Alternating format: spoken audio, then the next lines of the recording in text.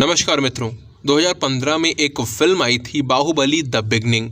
इसी फिल्म ने प्रभास को दक्षिण भारत के सितारे से संपूर्ण भारत का सितारा बना दिया और इसके 2 वर्षों के पश्चात आई बाहुबली द कंक्लूजन ने उनकी पैन इंडिया स्टार वाली छवि को लोहे की तरह मजबूत कर दिया।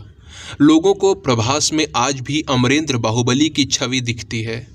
अभी जब आदि पुरुष के कारण प्रभास की छवि पर नकारात्मक प्रभाव पड़ा तो कई लोगों ने बाहुबली फिर से देखी ताकि प्रभास के लिए वही सम्मान वापस ला सकें।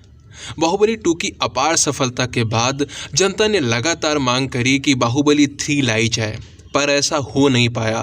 राजामौली सर बाहुबली 3 को लेकर नहीं आए, लेकिन बाहुबली 3 की मांग करने वालों के लिए शुभ समाचार ये है कि सालार भी बाहुबली की तरह ही होगी।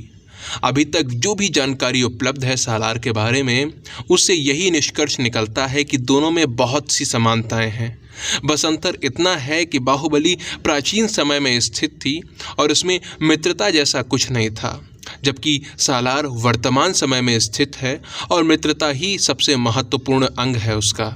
और सबसे बड़ी समानता की बात करूं तो वो है विश्वासघात। बाहुबली के पहले पार्ट में कटप्पा द्वारा बाहुबली के साथ विश्वासघात किया गया था। वो सर्वाधिक चर्चा का विषय बना और उसी ने द्वितीय भाग को इतना लोकप्रिय बनाया।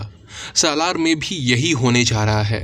देवा और वरदराज घनिष्ठ मित्र हैं, पर फिल्म के अंत में बहुत संभव है कि वरदराज देवा के साथ विश्वासघात करेगा। और ऐसा क्यों हुआ है, इसी का उत्तर मिलेगा सालार के दूसरे भाग के अंदर।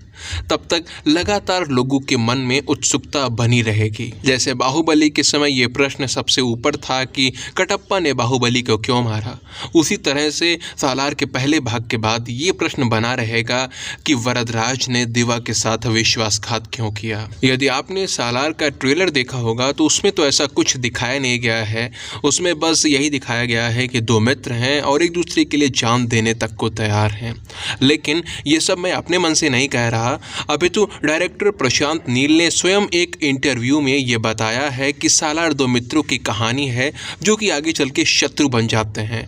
साधारण शत्रु नहीं बल्कि घनघोर शत्रु। और ये जो ट्रेलर आया है ये सालार के पहले पार्ट का ट्रेलर है, तो इसके अंदर केवल मित्रता होने वाली है। इसीलिए ट्रेलर में भी हमें ऐसा कुछ नहीं देखने को मिल रहा कि ये दोनों मित्र शत्रु बन जाएंगे। लेकिन यह प्रथम भाग अपने अंत के साथ ही हमें बहुत से प्रश्न देकर जाएगा जो कि हमें बिल्कुल बाहुबली वाली फीलिंग दिलाएंगे। इसलिए मित्रों, यदि आप बाहुबली को फिर से देखना चाह रहे हैं तो सालार के रूप में आपको उसका परिवर्तित रूप देखने को अवश्य मिल जाएगा। और सबसे बड़ी बात यह है कि बाहुबली की तरह सालार में भी नायक की भूमिका में है प्रभास। देवा के अंदर जो देवा का कैरेक्टर है उसमें वही शक्ति है जो बाहुबली के अंदर थी। अकेले ही संपूर्ण सेना के बराबर है वो। मैं तो वास्तव में सालार देखने के लिए अत्यधिक उत्सुक हूँ। आप लोग कितना उत्सुक हैं वो नीचे कमेंट सेक्शन में लिखकर बता सकते हैं। वीडियो को अंत तक देखने के लिए आप सभी का बहुत बहुत धन्यवाद। जय सिया राम, जय मां भारती।